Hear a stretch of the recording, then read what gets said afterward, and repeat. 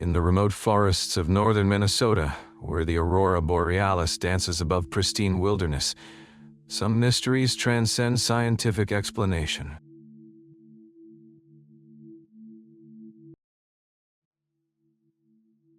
"40 miles northeast of Grand Marais, Minnesota, where the Superior National Forest meets the vast expanse of Lake Superior, sits one of the most isolated atmospheric monitoring stations in North America. The Echo Bay Atmospheric Research Station occupies a small clearing carved from dense boreal forest, its white-painted buildings and towering communication arrays standing in stark contrast to the surrounding wilderness of balsam fir and paper birch. Built in 1987 by the National Oceanic and Atmospheric Administration, Echo Bay was specifically chosen for its unique geographic properties. The station sits on an ancient granite outcropping that extends deep beneath Lake Superior, creating what scientists call a magnetic anomaly zone. This geological feature, combined with the area's minimal light pollution and electromagnetic interference, makes it an ideal location for monitoring space weather events, particularly the Aurora Borealis. For 12 years, Janet Sisko had been the station's primary atmospheric monitoring technician. At 43, she was considered one of NOAA's most experienced field operators, having weathered countless storms and equipment failures in some of the most remote locations in the continental United States. Colleagues described her as meticulous, unflappable, and deeply passionate about her work. She had specifically requested the Echo Bay assignment because of its reputation for producing the most detailed aurora data in the Great Lakes region. Janet's typical routine was methodical and precise. Each evening at sunset, she would begin her monitoring protocol, checking magnetometer readings, calibrating the all-sky camera systems, and updating the station's automated data collection equipment. The station operated with minimal staffing during the winter months, often just Janet alone for weeks at a time, connected to the outside world only by radio and satellite internet.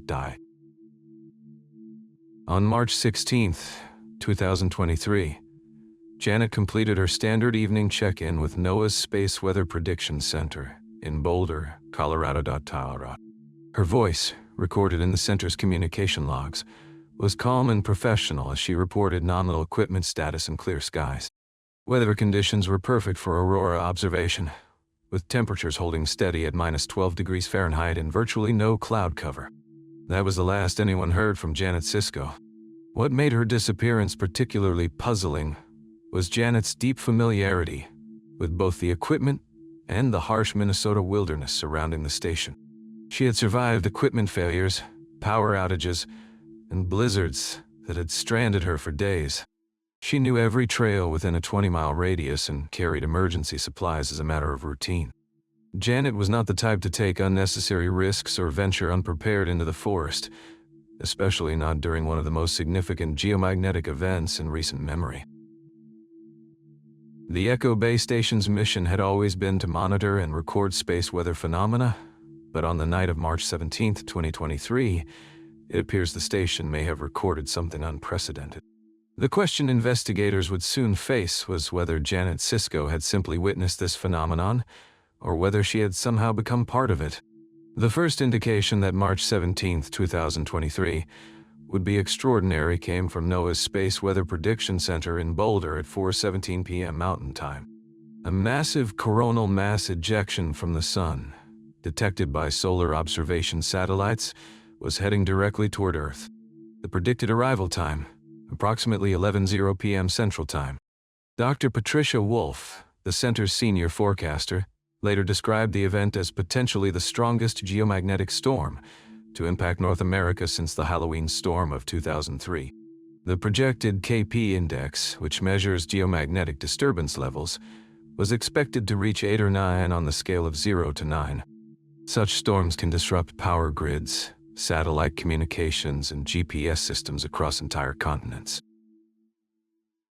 For Aurora researchers like Janet Sisko, this was the event of a lifetime. The Echo Bay Station had been designed specifically to capture data during major geomagnetic disturbances, and Janet had been preparing for such an opportunity throughout her entire career. At 6:45 p.m. Central Time, she made her final scheduled radio check-in with the Space Weather Prediction Center, confirming that all monitoring equipment was operational and that she was prepared for extended observation throughout the night. The geomagnetic storm struck the upper atmosphere at 10:52 p.m., 8 minutes ahead of predictions. Within minutes, Aurora displays were visible as far south as Kansas and Nebraska. But across northern Minnesota, something unprecedented was occurring. Amateur radio operators reported complete communication blackouts. Cell phone towers went offline across a 200-mile radius. Even hardened emergency communication systems experienced intermittent failures. The blackout lasted until 5:47 a.m. on March 18th, when systems began gradually coming back online. The first indication of trouble came when Janet failed to respond to her scheduled 6:00 a.m. check-in. Protocol required contact every 6 hours during major geomagnetic events, and Janet had never missed a scheduled communication in 12 years of service. By 8:00 a.m., when repeated attempts to reach Echo Bay Station continued to fail, NOAA's Emergency Response Coordinator contacted the Cook County Sheriff's Office. Deputy Michael Hartwell, who handled most wilderness emergencies in the county's northern reaches, was dispatched to investigate. The 47-mile drive to Echo Bay took Deputy Hartwell nearly 2 hours over snow-covered Forest Service roads. He arrived at the station at 10:23 a.m. to find all external systems apparently normal. The building showed no signs of damage or forced entry. The generator was running smoothly, providing power to all equipment. Snow around the station buildings remained undisturbed, except for what appeared to be routine foot traffic between the main monitoring building and the living quarters. But Janet Sisko was nowhere to be found. Deputy Hartwell's initial search of the facility revealed that Janet's personal belongings remained in her quarters. Her winter coat hung in the equipment room. Her boots sat by the door where she always left them. Her coffee mug, still containing traces of coffee, sat beside the main monitoring station. Most puzzling of all, her emergency radio and GPS beacon remained on the charging dock in the communications room. The monitoring equipment continued to function normally, automatically recording and transmitting data to NOAA headquarters. The all-sky cameras had captured the entire Aurora event, showing spectacular displays of green and red curtains dancing across the northern sky throughout the night. But the indoor security cameras told a different story. According to the timestamp data, the security system had recorded Janet working at her monitoring station until 11:47 p.m. and 33 seconds on March 17. The cameras showed her moving between equipment racks, taking notes, and appearing to focus intently on her computer displays. Then, at exactly 11:47 p.m. and 33 seconds, every security camera in the facility went to static. The cameras remained offline until 6:12 a.m. on March 18th, when they automatically reset and began recording again. They showed empty rooms, undisturbed equipment, and no trace of Janet Sisko. By noon on March 18th, the Cook County Sheriff's Office had initiated a full-scale search and rescue operation. But the question that haunted every investigator was the same. How does someone vanish from a locked, isolated research station during a complete communications blackout, leaving behind no trace of where they went or why? 3 days after Janet Sisko's disappearance, NOAA specialists arrived at Echo Bay to examine the station's data recordings from the night of March 17th. What they discovered would challenge fundamental assumptions about geomagnetic phenomena and raise even more disturbing questions about what had happened to their missing colleague. Dr. Robert Kingbird, a retired NOAA meteorologist with 35 years of experience studying atmospheric electromagnetic phenomena, was called in to analyze the data. What he found in the station's computer systems defied conventional understanding of how magnetic storms behave. The magnetometer readings were impossible, Dr. Kingbird would later tell investigators. The data showed magnetic field fluctuations that exceeded anything in historical records by orders of magnitude. But these were not random spikes. There was a pattern, a structure to the anomalies that suggested something far more complex than a typical geomagnetic disturbance. The recordings showed that beginning at 11:31 p.m. on March 17th, the local magnetic field around Echo Bay began oscillating in ways that violated known physics. Instead of the chaotic fluctuations typical of Aurora events, the data revealed precise, rhythmic pulses that increased in intensity and frequency over a 16-minute period. The pattern culminated at exactly 11:47 p.m. and 33 seconds, the same time the security cameras went to static. Even more puzzling was Janet's personal research log, discovered on her computer 3 days after her disappearance. The entries, dating back 6 weeks before the March 17th event, suggested she had been tracking an unusual electromagnetic phenomenon that seemed to occur regularly in the Echo Bay area, but only during periods of low geomagnetic activity. February 3, 2023, detected anomalous electromagnetic signature at 2:17 a.m. Duration 4 minutes, 33 seconds. Pattern consistent with previous observations, but intensity increased. Equipment functioning normally. No Aurora activity present. Source appears localized within 2-kilometer radius of station. February 18, 2023. Third occurrence this month. Same pattern, longer duration. 7 minutes, 12 seconds. Attempted triangulation using portable magnetometer. Signal strongest to northeast, approximate bearing 45 degrees. Forest too dense for safe nighttime investigation. Will prepare daylight reconnaissance. March 2, 2023. Pattern becoming more frequent and intense. Occurred 4 times in past week. Dr. Kingbird's papers on magnetic anomaly zones suggest possible correlation with geological features. Request submitted for ground-penetrating radar survey of granite formations northeast of station. Beginning enhanced monitoring protocol. The final entry in Janet's log was dated March 17th at 6:22 p.m., just over an hour before her last radio contact with NOAA. Major geomagnetic event predicted for tonight. If my hypothesis is correct, the interaction between the solar storm and the local anomaly could produce unprecedented effects. All monitoring equipment calibrated and ready. This may be the opportunity to document the source directly. We'll maintain continuous observation throughout the event. Investigators also discovered that Janet had been in contact with several research colleagues about her findings. Dr. Sarah Chen, a geophysicist at the University of Minnesota, confirmed receiving emails from Janet describing localized electromagnetic phenomena that do not match any known geomagnetic activity patterns. According to Dr. Chen, Janet had been particularly excited about the upcoming March 17th solar storm. She believed that the intense geomagnetic conditions might amplify whatever was causing the local anomalies, Dr. Chen told the sheriff's investigators. Janet thought she might finally be able to determine the source of the electromagnetic signatures she'd been detecting. The security camera footage, while corrupted during the crucial period, provided one additional clue. Enhanced analysis by the Minnesota Bureau of Criminal Apprehension revealed that in the final recorded frame before the cameras went to static, Janet appeared to be gathering equipment from the supply cabinet. The items she selected included a portable magnetometer, a handheld GPS unit, and her high-powered flashlight. Exactly the equipment she would need for a nighttime field investigation. But perhaps the most disturbing discovery came from the automatic data logging system. Unlike the security cameras, the scientific monitoring equipment continued recording throughout the night, even during the period when the cameras failed.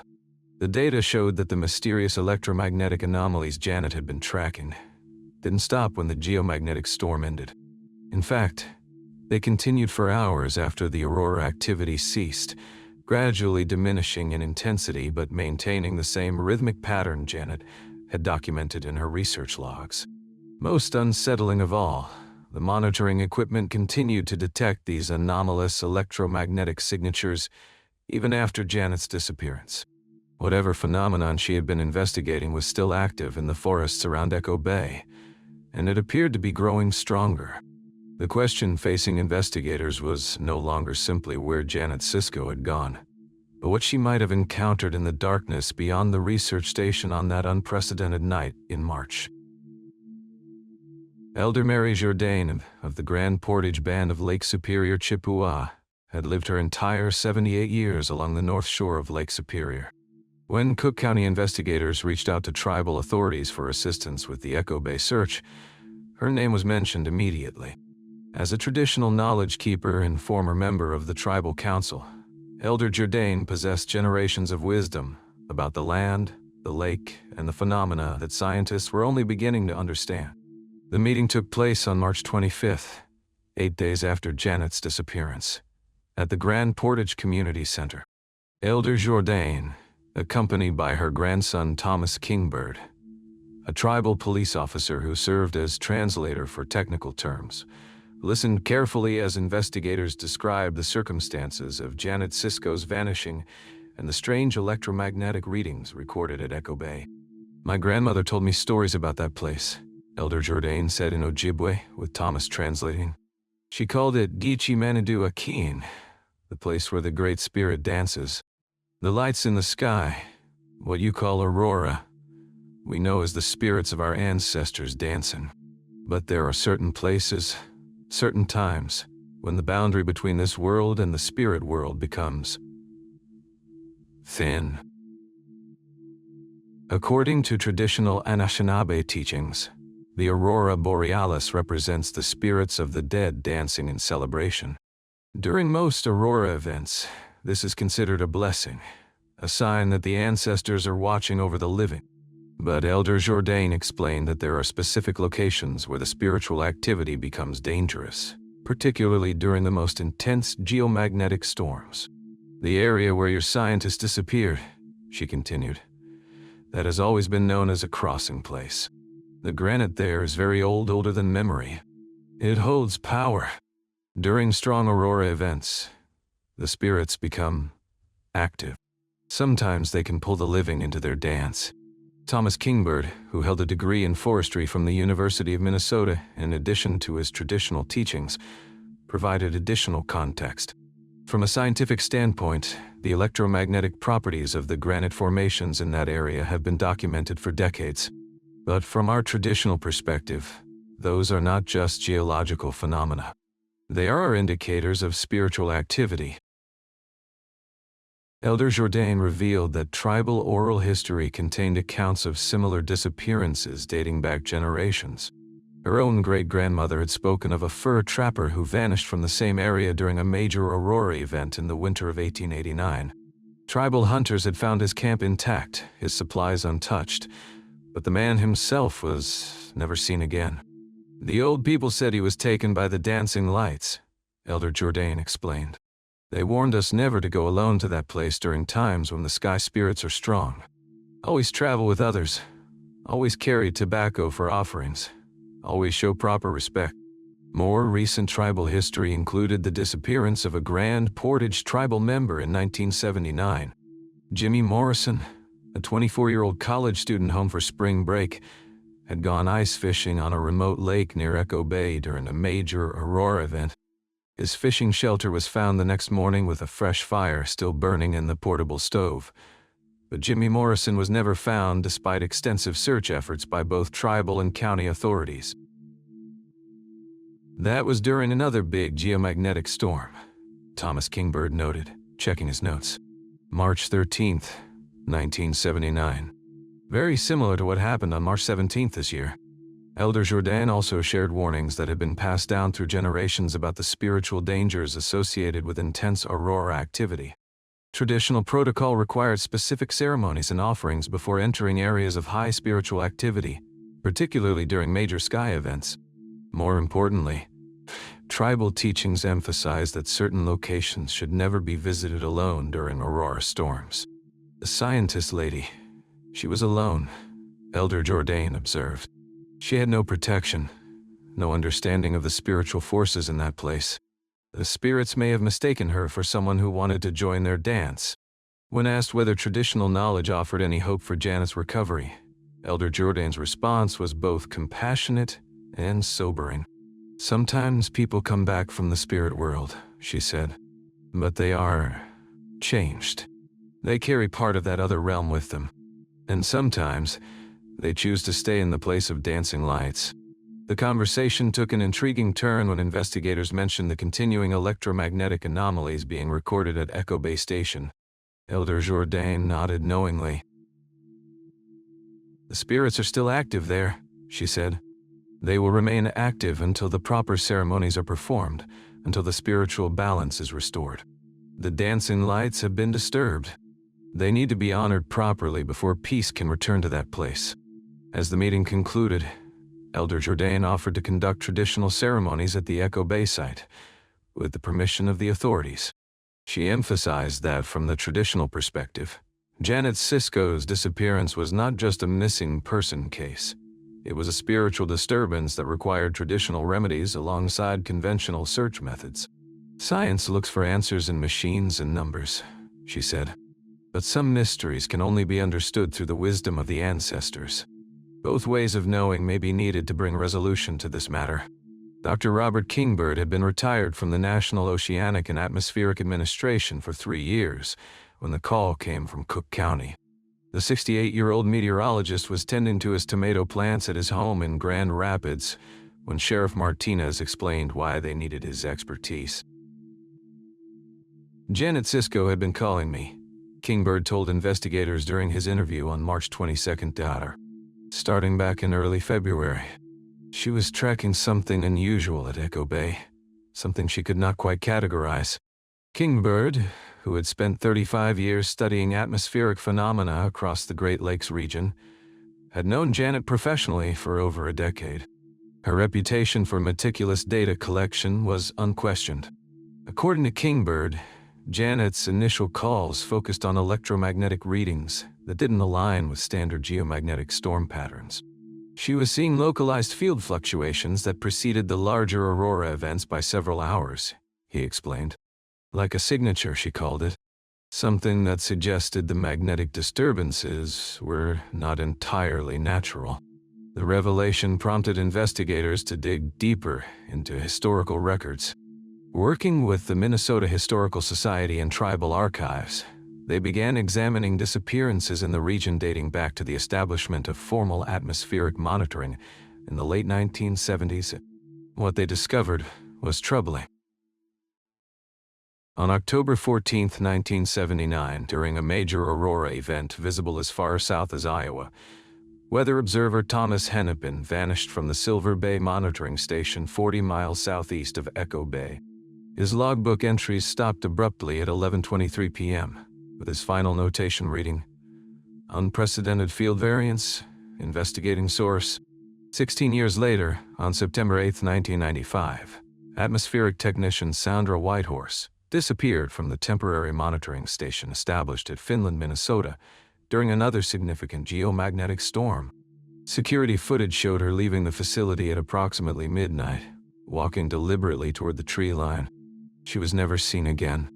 Most disturbing was the case of Dr. Michael Beargrees, a research physicist from the University of Minnesota, who vanished on August 31, 2003. While conducting magnetosphere studies from a remote cabin near the Boundary Waters.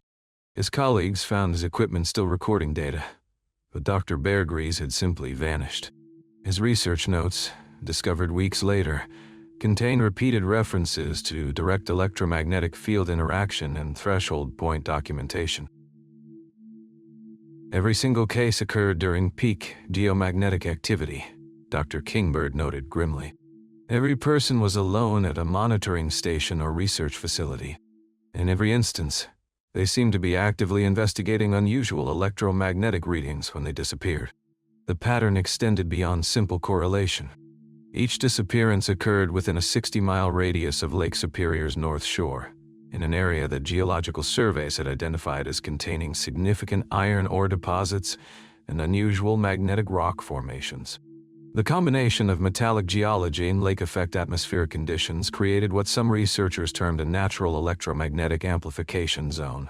Further investigation revealed that Janet had been in contact with Dr. Beargrees' former research partner, Dr. Elena Vasquez, now at the National Science Foundation. Phone records showed a 47-minute conversation between Janet and Dr. Vasquez on March 10th, exactly 1 week before Janet's disappearance. Michael had been developing a theory about electromagnetic field consciousness interaction. Dr. Vasquez explained to investigators during a video conference from her office in Arlington, Virginia. He believed that, under certain conditions, strong electromagnetic fields could affect human neural activity in ways we do not fully understand. Janet was asking me about his research protocols. The conversation had apparently focused on Dr. Beargrease's hypothesis that specific electromagnetic frequencies could induce altered states of consciousness, or even what he termed dimensional permeability, the possibility that intense magnetic fields might affect the boundary between physical and non-physical reality. It sounds like science fiction, Dr. Vasquez admitted, but Michael was documenting measurable neural responses to electromagnetic exposure. Janet seemed particularly interested in his field measurement techniques and his theories about threshold events. Most significant was Dr. Vasquez's revelation that Janet had requested copies of Dr. Beargrease's unpublished research data. She specifically wanted his measurements from the hours before he disappeared, Dr. Vasquez said. She believed there might be a pattern in the electromagnetic readings that could predict when these episodes might occur. As investigators compiled the evidence, a disturbing picture emerged. 4 experienced researchers across nearly 3 decades had vanished while studying the same phenomenon in the same geographic region. Each had been documenting unusual electromagnetic activity. Each had expressed intent to investigate directly or document the source. And now Janet Sisko had joined their ranks. "We are not dealing with coincidence here," Dr. Kingbird concluded grimly. "Whether it is environmental, technological, or something else entirely, there's a pattern. And that pattern suggests whatever happened to Janet has happened before." The question was no longer whether Janet's disappearance was connected to the earlier cases, but what force, natural, artificial, or otherwise, was systematically removing researchers who ventured too close to understanding the electromagnetic anomalies around Echo Bay. By March 25th, 8 days after Janet Sisko's disappearance, 3 distinct theories had emerged to explain what had happened at Echo Bay Station. Each was supported by evidence, yet none could account for all the facts. The scientific explanation, championed by Dr. Patricia Howell from the University of Minnesota's Atmospheric Science Department, focused on the physiological effects of extreme electromagnetic exposure. During intense geomagnetic storms, Dr. Howell explained to investigators, the human brain can experience significant disruption. Electromagnetic fields interact with neural electrical activity, potentially causing disorientation, hallucinations, or even temporary memory loss. This theory suggested that Janet, exposed to unprecedented electromagnetic radiation during the March 17th Aurora, may have experienced acute electromagnetic disorientation syndrome. Under this scenario, she would have lost spatial awareness and wandered into the surrounding wilderness, possibly believing she was moving towards safety while actually walking deeper into danger. The readings from that night show electromagnetic field strengths nearly 40% above any previously recorded levels at Echo Bay, Dr. Howell noted. Human neural tissue simply is not designed to function normally under those conditions. Janet could have experienced complete spatial disorientation and walked miles in any direction without realizing it. Supporting this theory was the discovery of Janet's smartphone in her quarters, eliminating the possibility that she had intentionally left to seek help or communicate with others. The scientific team also pointed to documented cases of electromagnetic disorientation affecting pilots during solar storms and military personnel near high-powered radar installations. However, the traditional knowledge perspective offered a markedly different interpretation. Elder Mary Jourdain, working with Cultural Liaison Officer Patricia Kingbird from the Grand Portage Band, presented an explanation rooted in centuries of indigenous understanding. "My grandmother told stories of the dancing lights taking people," Mary explained, during a formal interview conducted at the Tribal Cultural Center. "Not taken to harm them, but because they were called. Some people, when the spirits dance strong, they are drawn to cross over. It is not death as you understand it, it is transition. According to Ojibwe tradition, certain individuals possess what Mary termed electromagnetic sensitivity, an ability to perceive spiritual energy that intensifies during aurora events. Janet was studying the lights with machines, but maybe the lights were studying her back," Mary suggested. "When someone looks too deep into the spirit world, sometimes the spirits invite them to see more." This perspective was supported by historical accounts from tribal elders describing similar disappearances during significant Aurora events. The traditional explanation didn't discount the electromagnetic aspects, but interpreted them as evidence of spiritual activity rather than mere atmospheric phenomena. The machines measure the physical effects, Mary noted, but they cannot measure the spiritual cause. Janet's equipment was recording the footprints of the spirits, not understanding what made them. The third theory, developed by former military intelligence analyst James Clearwater, suggested a far more troubling possibility: classified government electromagnetic experimentation using natural Aurora events as cover. The timing is too convenient, Clearwater argued in his analysis submitted to the investigation. 4 researchers disappear over 30 years, all during geomagnetic storms, all in a region with minimal oversight. Someone could be using these natural electromagnetic events to test classified technology with plausible deniability. Clearwater's research revealed that the Echo Bay area had been the subject of atmospheric studies by various federal agencies since the 1960s, including some projects with classification levels that remained redacted. His theory suggested that Janet may have inadvertently documented evidence of covert electromagnetic weapons testing or atmospheric manipulation experiments. If you wanted to test electromagnetic consciousness manipulation technology, Clearwater noted, you would want isolated subjects, natural electromagnetic cover, and minimal witnesses. Echo Bay provides all 3. The most chilling evidence supporting this theory came from Janet's computer files, discovered during the forensic analysis. Hidden in her personal research folder was a draft proposal titled Direct Electromagnetic Field Interaction Study, Consciousness Interface Protocols.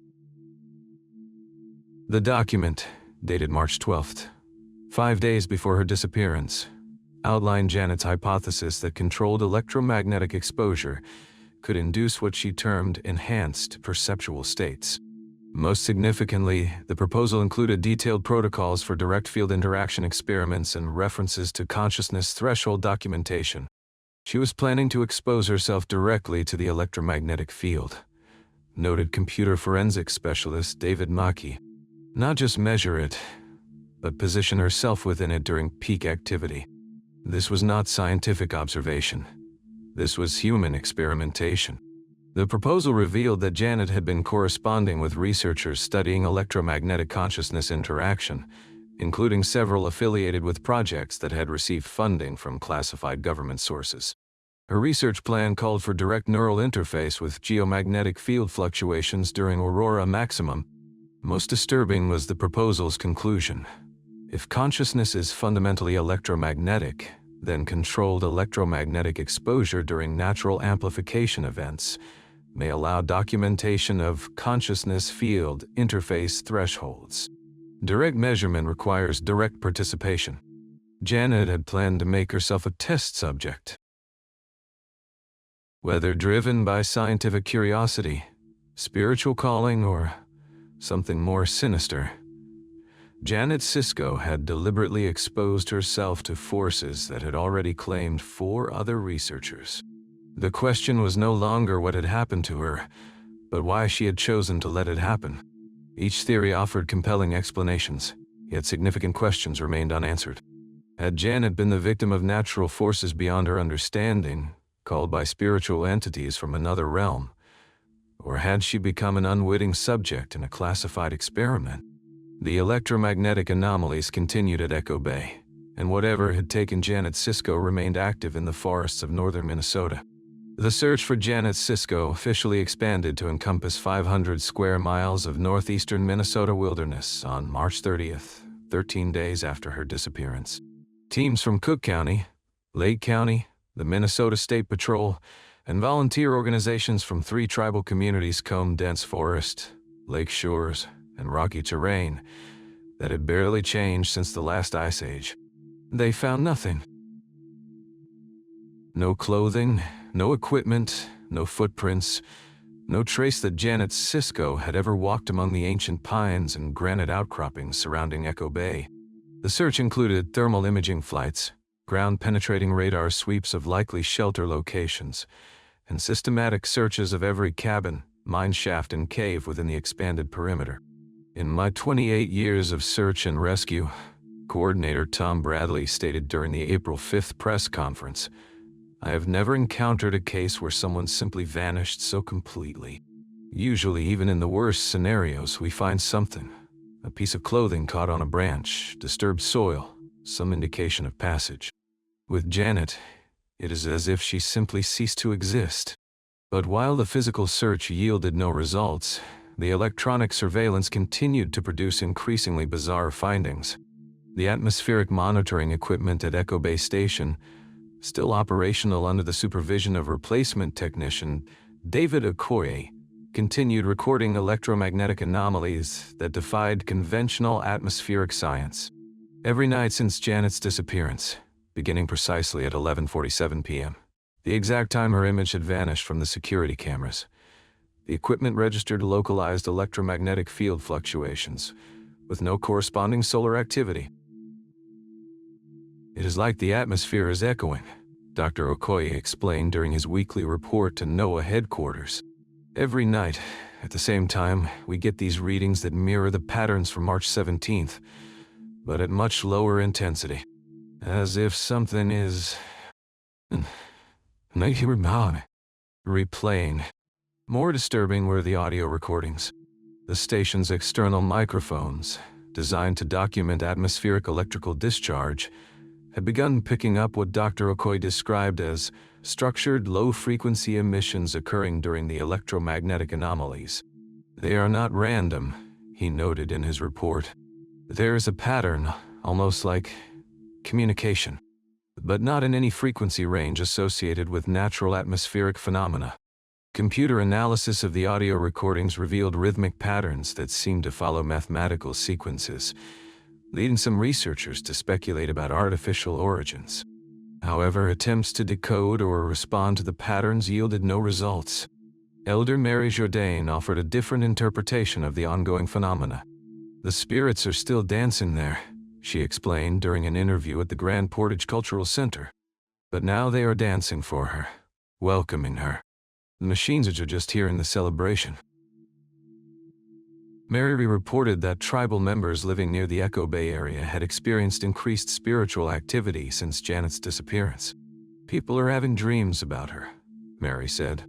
She appears in the traditional way, as spirits do, to tell them she is safe, but cannot come back.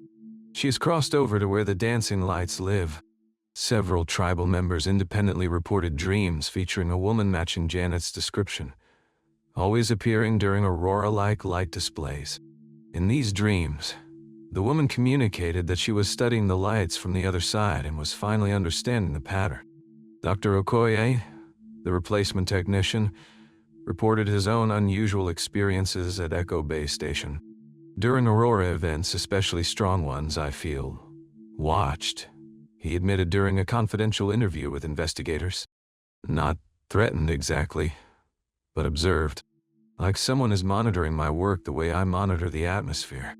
On 2 occasions, Dr. Okoye reported finding his equipment reconfigured in the morning in ways he had not programmed, always resulting in more accurate electromagnetic readings. Someone, or something, is optimizing my monitoring setup, he said. The improvements are beyond my technical knowledge, but they work perfectly. Most significantly, analysis of Janet's research data continued to yield new insights months after her disappearance.